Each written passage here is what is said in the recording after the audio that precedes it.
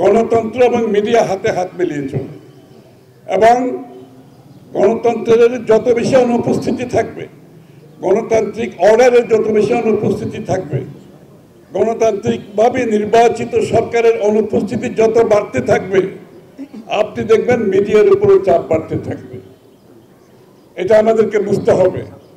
অগণতান্ত্রিকভাবে যে কেউ থাকুক, তারা একটা পর্যায়ে গিয়ে তারা থাকার জন্য, ক্ষমতা অব্যাহত রাখার জন্য বিভিন্ন চাপের মধ্যে মিডিয়াকে তারা চাপে রাখতে চায়।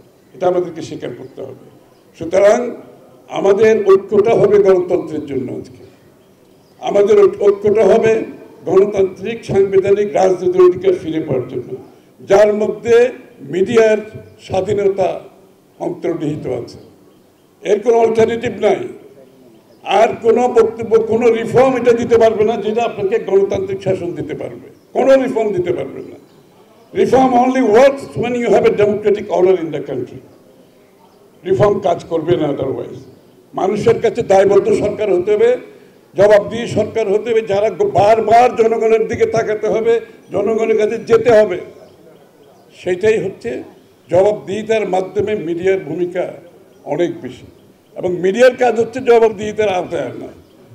যেভাবে নির্বাচিত সংসদে জবাবদিহিতা হয়, মিডিয়াও কিন্তু আরেকটি অংশ এখানে, তারাও কিন্তু জবাবদিহিতার একটি নিশ্চিত করে মানুষের কাছে।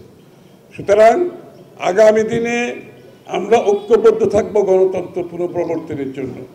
আমরা একটি সুষ্ঠু নিরপেক্ষ নির্বাচনের মাধ্যমে বাংলাদেশে একটি গণতান্ত্রিক অর্ডার ফিরিয়ে আনতে চাই, এবং এটা যত বিঘ্নিত হবে, যত দেরি হবে, তত বেশি আমাদের সংকট বাড়তে থাকবে। এলএমই সার্টিফাইড বিশ্বসেরা কপারে তৈরি ওয়ালটন কেবলস, যা আপনার স্থাপনাকে রাখবে সব সময় নিরাপদ।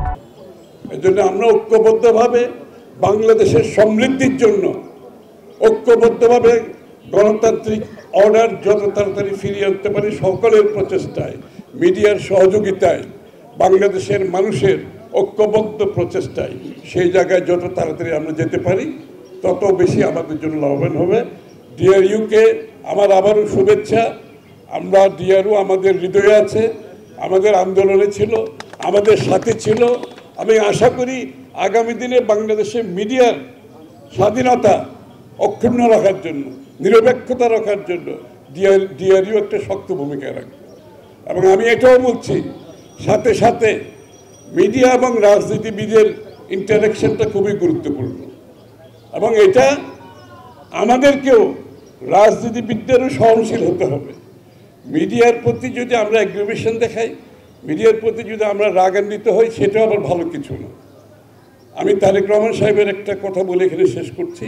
ওনার বিরুদ্ধে, তারেক রহমান সাহেবের বিরুদ্ধে একটা কার্টুন দিয়েছিল, আপনার মনে আছে? ওনাকে ক্রিটিসাইজ করে একটা কার্টুন দিয়েছে।